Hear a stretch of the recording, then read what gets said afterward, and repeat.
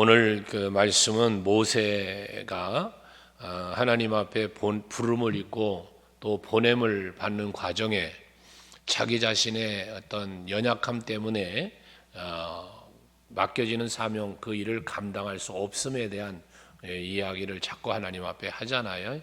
그때에 하나님께서 이 모세를 붙잡아서 하나님의 능력이나 또한 하나님의 하시는 그 일들을 모세에게 먼저 알려주시고 또 모세에게 알려주심으로 보내지만 그를 통하여 애굽의 사람들이나 출애굽을 한 이후에도 이스라엘 백성들에게 하나님의 능력과 하나님의 하시는 일을 보여주시는 이런 하나님이 하시는 일을 보게 되어집니다. 우리가 성경에서 보면 늘 함께 하시는 하나님을 믿었고 바라보았던 믿음의 사람들에게 하나님은 전쟁에서는 승리를, 삶에서는 형통을 또는 번성을 허락해 주셨던 일들을 많이 보게 되어집니다. 다윗 같은 경우는 하나님만 믿고 바라보며 나아갈 때 골리앗을 이기는 놀라운 역사, 말도 안 되는 전쟁 승리하죠. 아침에도 말씀을 드렸던 것처럼 기드온은 300명만 데리고 나아가서 그 대군을 이끌어 전쟁에서 승리하게도 하시는, 이게 전부 다 무엇 때문입니까? 하나님을 믿고 하나님의 일하심을 바라보며 나아갈 때 비롯되었다는 것입니다. 이처럼 하나님의 일하심은 어떤 숫자에 있지도 않고 인원이 많으냐 적으냐에 달려 있지도 않고 또는 무기의 종류가 무엇이냐에 달려 있지도 않더라는 것입니다. 골리앗 같은 거는 칼과 단창과 투구와 갑옷으로 중무장을 했지만 다윗은 목동의 복장으로 갑옷이나 사울이 벗어준 투구나 다 벗어 던지고 막대기와 돌멩이만 들고 나가잖아요. 그런데도 하나님의 능력이 그에게 임하니까 이기게 해주셨다는 것입니다. 적이 아무리 우리들 앞에 놓여있는 대적이, 우리 앞에 놓이는 문제가 아무리 커 보이고 아무리 우리들의 힘으로 감당할 수 없는 일들이라 할지라도 하나님 앞에는 아무것도 아니라는 사실입니다. 우리가 하나님 앞에서 우리의 지식이나 우리의 경험이나 내 능력으로 무슨 일을 하려면 안 되는 일이 많습니다. 못할 일들도 많습니다. 그렇지만 하나님의 능력, 하나님의 그 사랑을 믿고 신뢰하고 나아가면 하나님이 일하심을 우리는 보게 되어지고, 그 일하심이라는 건 우리가 흔히 말하는 나는 할 수 없지만 하나님은 할 수 있기에 기적이라는 말을 하는 것입니다. 오늘 예배하시는 성도 여러분, 여러분들은 언제나 하나님을 믿고 바라보시면서 하나님의 일하심을 발견할 수 있기를 바라고, 그것이 여러분에게 또한 체험이 돼서 더더욱 하나님을 신뢰하고 바라보며 여러분 삶의 여정에 항상 하나님이 일하시는 능력과 복된 일들만 넘쳐나길 주의 이름으로 축복합니다. 그런데 이와 같은 하나님의 일하심은 우리가 알 수는 없어요. 볼 수도 보지 못하는 경우도 있어요. 하지만 하나님은 일하고 계신다는 것, 우리가 지나고 나면 하나님이 이렇게 하셨구나, 하나님이 오늘 이번 지난 날들 돌아보니 그 은혜였구나를 고백하는 것을 깨닫잖아요. 하기 때문에 우리가 문제가 뭐냐면 하나님은 쉬지 않고 일하시는데, 하나님은 언제나 내 곁에 계시는데 내가 그 사실을 믿지 못하고 그 손길을 느끼지를 못한다는 거예요. 하나님은 언제나 크고 놀라운 계획을 가지고 나를 이끌고 계시는데 정작 나는 그 하나님의 이끌고 보호하시는 은혜를 발견하지 못하고 깨닫지 못하고 믿지 못하기 때문에 두려워도 하고 근심도 하고 좌절낙심도 한단 말이죠. 이게 문제라는 거예요. 하나님께서는 이스라엘 백성들을 출애굽을 시키면서 또 가나안에 이르기까지 언제나 저들과 함께 하셨고요, 매일같이 만나 내려주셨고요, 구름기둥 불기둥이 저들을 떠나지 않고 항상 저들을 보호하며 인도해 주셨다는 사실을 우리는 너무나 잘 알고 있지 않습니까? 이것처럼 지금도 쉬지 않고 일하시는 하나님, 여러분 곁에 언제나 동행하고 계신 그 하나님을 바라보시고 믿으시고 그 믿음으로 승리하는 여러분 될 수 있기를 바랍니다. 특별히 우리가 알아야 될 것은 모세는 오늘 1절에 보면 그런 말을 합니다. 그들이 나를 믿지 아니하며 내 말을 듣지 아니하고 라는 말을 해요. 나를 믿지 않고 내 말을 듣지 않고 이르기를 여호와께서 내게 나타나지 아니하였다 하리이다 라고 말합니다. 그들이 나를 믿지 않고, 여러분 이스라엘 백성들이 모세를 믿으라고 보내는 게 아니잖아요. 모세를 보내는 이유는 모세를 믿으라고 보내는 게 아니고 모세의 말을 듣고 따르라는 말이 아니고 하나님을 믿으라고 보내는 거예요. 하나님의 말씀을 대언하고 선포하게 하기 위해 보내는 거라 말이죠. 근데 모세는 백성들이 나를 믿지 않고 내 말을 듣지 않을 것을 걱정했단 말이죠. 하나님의 역사하시는 능력은 내 말의 능력이 아니고 하나님의 말씀의 능력으로 나타난다는 사실입니다. 여러분들 10절에도 보면 모세는 그래서 그런 말을 하죠. 10절에 보면 모세가 여호와께 말하기를 오주여 나는 본래 말을 잘하지 못하는 자입니다. 주께서 주의 종에게 명령하신 후에도 역시 그러하니 나는 입이 뻣뻣하고 혀가 둔한 자입니다. 자기 말의 능력으로 뭔가 하려고 했으니 내 말에 둔하다, 나는 혀가 뻣뻣하다, 안 된다는 이야기를 자꾸 하는 거거든요. 다시 말하지만 여러분, 하나님의 일은 내 능력으로 하는 게 아니에요. 하나님의 일은 누가 해요? 하나님이 하시는 거예요. 여러분이 이걸 믿어야 합니다. 내 말의 능력으로? 아니에요. 하나님의 말씀의 능력이죠. 내 힘과 내 어떤 내가 갖고 있는 여러 가지 세상적인 힘 필요해요. 일할 때 필요합니다. 있어야 할 것들이 많아요. 하지만 그 능력이 아니라 하나님의 능력이라는 사실도 잊지 말아야 합니다. 오늘 본문의 말씀에 보면 3절과 4절에 보니까 모세가 들고 있는 지팡이 던지니까 뱀이 되고 다시 그 뱀을 잡으니 여러분 지팡이가 다시 되지 않았습니까?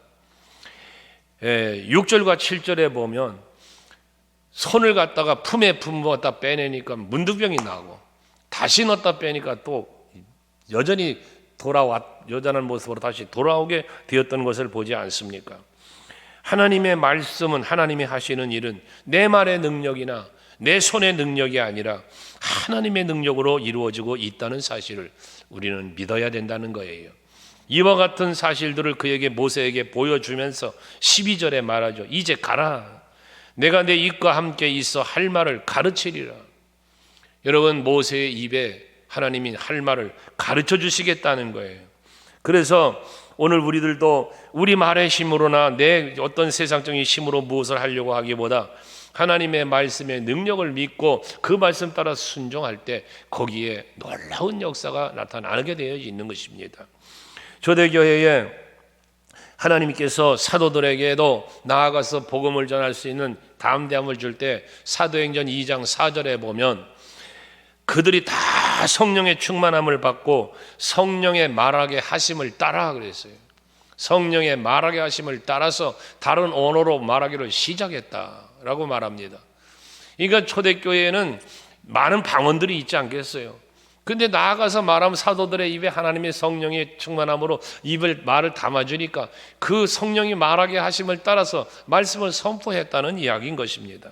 성령의 말씀을 하심을 따라 복음을 전하는 제자들의 삶이 이루어졌다는 이야기 아니겠습니까? 하나님의 말씀의 능력은 천지 만물을 창조하셨고요.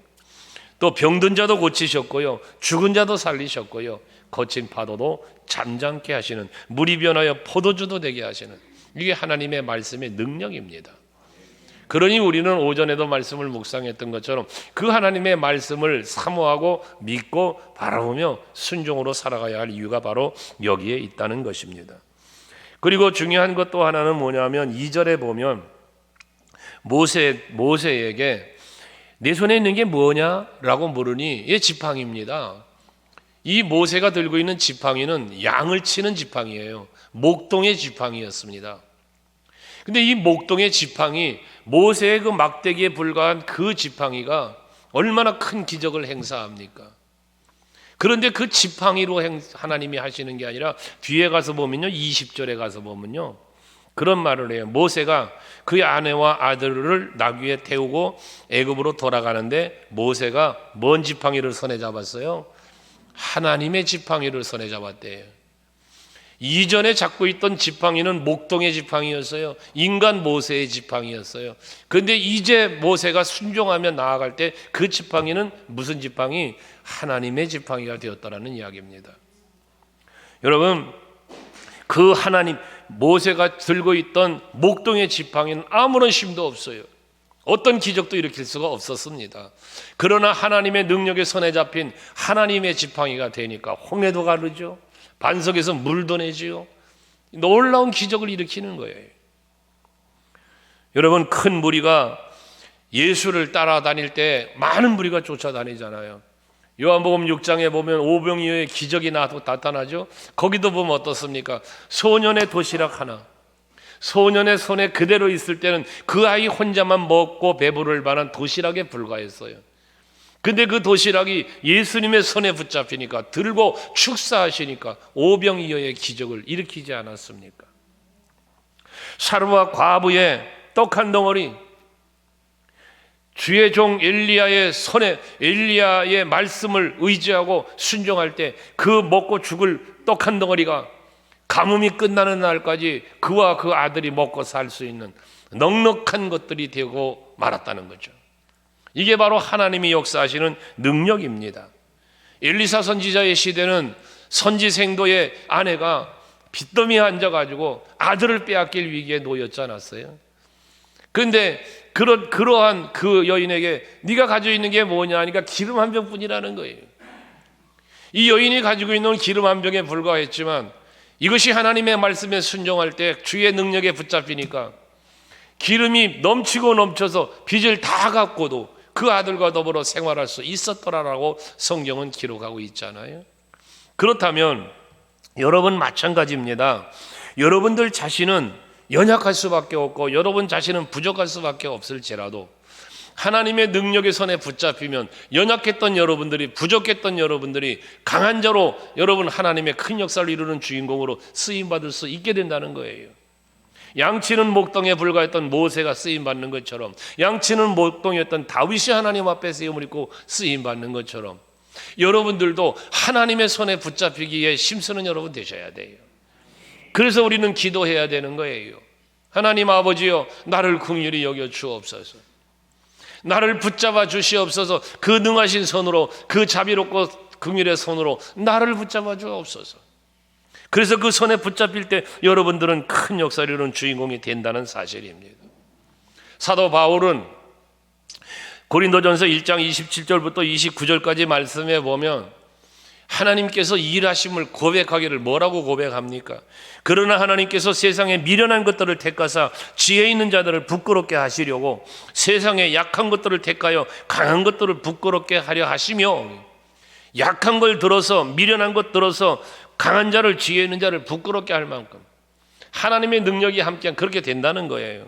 뿐만 아니라 28절에 보면 하나님께서 세상에 천한 것들과 멸시받는 것들과 없는 것들을 택하여서 있는 것들을 폐하려 하신다래. 그러니까 하나님의 손에 잡히느냐 안 잡히느냐가 중요하지, 지혜가 있느냐 뭐 멸시받는 자냐 무슨 그것이 중요한 게 아니라는 거예요. 29절에는 이는 아무 육체도 하나님 앞에서 자랑하지 못하게 하려 하십니다. 여러분, 우리는 사람들 앞에서 자기 과시하려고 하죠. 나를 자랑하려고 그래요. 나의 잘남, 내가 너보다 좀 나음, 이것을 굉장히 자랑하려고 합니다. 그래서 더 나아지려고 힘도 쓰고요. 하지만 우리는 하나님 앞에서, 하나님은요, 우리가 하나님 앞에서 자랑치 못하게 하려고 이렇게 일하신다는 거예요. 여러분, 우리는 하나님 앞에나 사람 앞에나 그래서 늘 겸손하자는 얘기를 하는 거예요. 겸손한 자에게 하나님은 은혜를 베푸신다고 했으니까요. 그러므로 고린도후서 12장 10절에 바울은 고백하잖아요. 같이 한번 읽어볼까요? 고린도후서 12장 10절 시작. 그러므로 내가 그리스도를 위하여 악한 것들과 능욕과 궁핍과 박해와 곤고를 기뻐하노니 이는 내가 약한 그때의 강함이라. 여러분, 어떻게 우리가 약한 것을 기뻐할 수 있습니까? 또 궁핍한 것을, 박해와 공고를 당하는 걸 기뻐할 수 있습니까?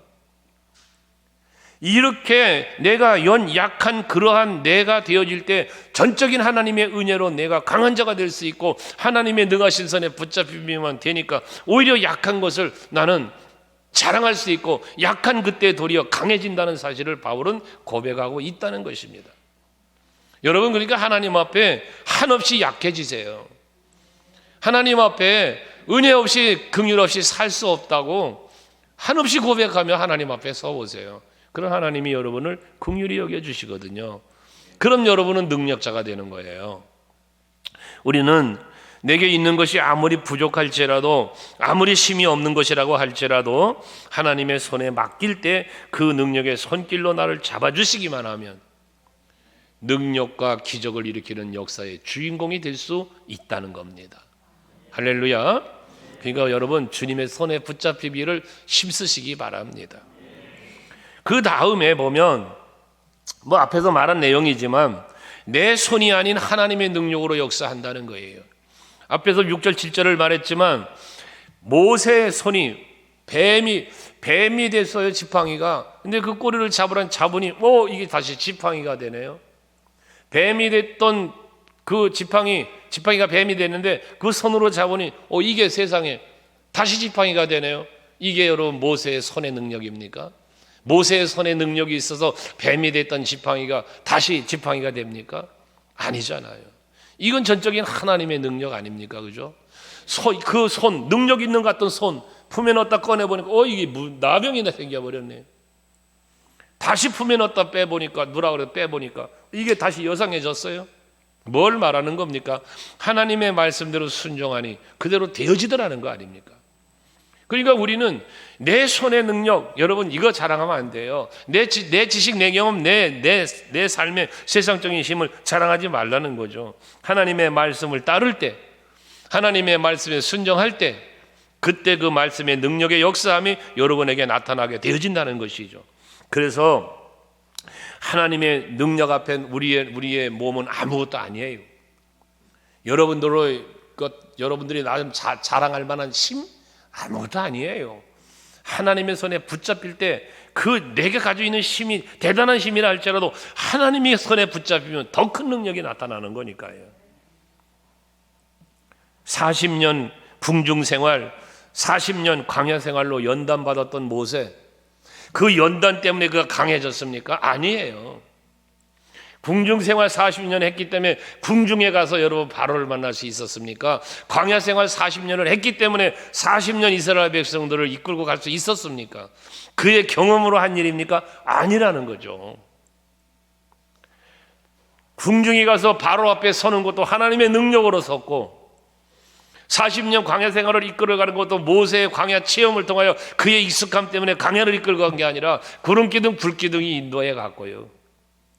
전적인 하나님의 은혜와 능력으로 이 모세는 이스라엘을 출애굽시키는 이스라엘의 지도자로 세움을 입게 되었다는 사실입니다. 여러분, 제가 주의 종이 되어 이 자리에 서 있는 것도 전적인 하나님의 은혜고, 장로님들, 권사님들, 집사님들, 성도 여러분 모두 다 여러분들의 자리에 있을 수 있는 것 전부 다 하나님의 은혜라는 사실을 잊지 말아야 합니다. 그래서 사도 바울은 이러한 하나님의 능력을 힘입었기에, 그 사랑과 은혜를 힘입었기에 많은 고난과 핍박도 이겨낼 수 있었고, 그 주어진 직분과 사명을 감당하는 일에 생명조차도 귀히 여기지 않을 만큼 그는 일할 수 있었던 겁니다. 이게 성령 충만에서 비롯되어졌단 말이거든요. 오늘 예배하는 여러분 모두가 이렇게 하나님의 능력에 붙잡힐 수 있기를 바라고, 그 은혜의 장중에서 여러분 주의 일을 감당하는 여러분 될 수 있기를 바랍니다. 사도 바울은 고린도전서 15장 10절에 보면 사도들보다도 더 많은 일을 했대잖아요. 본인이 그만큼 사실 일을 했고요. 바울이 더 많은 복음을 전했고 더 많은 서신도 썼고 성경도 기록했고요. 하지만 그 모든 것이 뭐로? 하나님의 은혜였다는 고백하는 거 아닙니까? 내가 나 된 거 하나님의 은혜로 된 것이니. 여러분, 오늘 이 자리에 여러분이 있고 지금까지 살아온 모든 인생에 오늘 갈렙 남전도회가 찬양한 것처럼, 여러분 연세가 드신 우리 제일 연세가 드신 남전대원 아닙니까? 우리 한나 여전도회도 연세가 드신 우리 교회에서 제일 연세 드신 우리 권사님들, 집사님들 있었는데, 지금까지 살아오는 날을 가만히 돌아보면 하나님의 은혜 아닌 게 어디 있겠어요? 그 연세 드신 분만 그렇습니까? 몰라서 그렇지 여기 지금 제일 어린애가 승택일걸? 저건 하나님의 은혜가 아닌가? 마찬가지예요. 여러분 다 하나님의 은혜가 없이 오늘이 있을 수 없어요. 이것을 고백할 수 있는 여러분이 되셔야 된다는 거예요. 그래야 하나님의 능력이, 그 은혜가 나를 붙잡게 되고 내가 붙잡히게 되고, 그래야 우리는 능력 있는 삶을 살 수 있게 되어진다는 거거든요. 여러분, 찬양, 그 은혜라는 찬양에 보면 내가 누려왔던 모든 것들이, 내가 지나왔던 모든 순간이, 내가 걸어왔던 모든 순간이 당연한 것 아니라 은혜였소, 이런 고백을 하지 않습니까? 또 은혜 아니면 나는 서지 못하네라는 찬양의 가사처럼 우리가 예수 그리스도의 십자가의 그 사랑과 능력이 아니면 아무것도 할 수 없음에 대한 고백이, 우리 찬양 부를 때만 고백이 아니라 진정 우리들의 신앙의 고백이 되고 삶의 고백이 될 수 있기를 바라는 겁니다. 하나님의 손길이 우리 삶에 조용히 다가와서 돕고 계시는 것을 우리는 잘 모를 때가 있어요. 그것이 어쩌면 우리의 영적인 한계이고 무능이라고도 말할 수 있겠죠. 이제 우리는 좀 더 영성을 깨워가면서 하나님의 그 부드러운 손길을 느낄 수 있고 또 그 손길에 붙잡힐 수 있는 여러분들이 되셔서 여러분들이 살아가는 삶의 현장에 하나님의 은혜의 역사하심이 여러분 개인에게, 가정에, 또는 여러분의 직장이나 사업장에, 우리 교회에 그 은혜의 역사하시는 놀라운 축복의 역사함이 나타나고 증거될 수 있기를 주의 이름으로 축원합니다. 우리 오늘 은혜 찬송 한번 부르고 우리 한번 기도하십시다. 내가 누려왔던 모든 것들이, 내가 지나왔던 모든 순간이, 내가 걸어왔던 모든 순간이 당연한 것 아니라 은혜여서라는 찬양, 우리 한번 찬양하고 기도하겠습니다.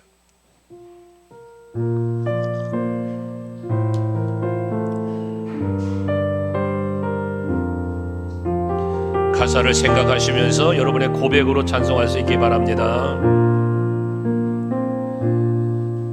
내가 누려왔던 모든 것들이, 내가 지나왔던 모든 시간이, 내가 걸어왔던 모든 순간이 당연한 것 아니라 은혜여서 아침 해가 뜨고 저녁에 노을, 봄의 꽃향기와 가을의 열매, 변하는 계절의 모든 순간이 당연한 것 아니라 은혜여서 모든 것이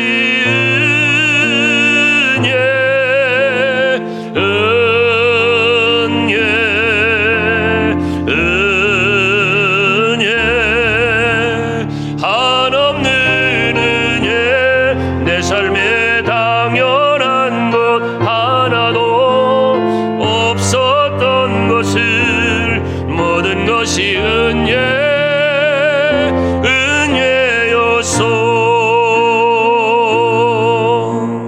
기도합시다.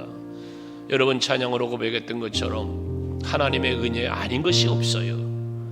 내가 숨쉬고 사는 것도 하나님의 은혜 아니겠습니까?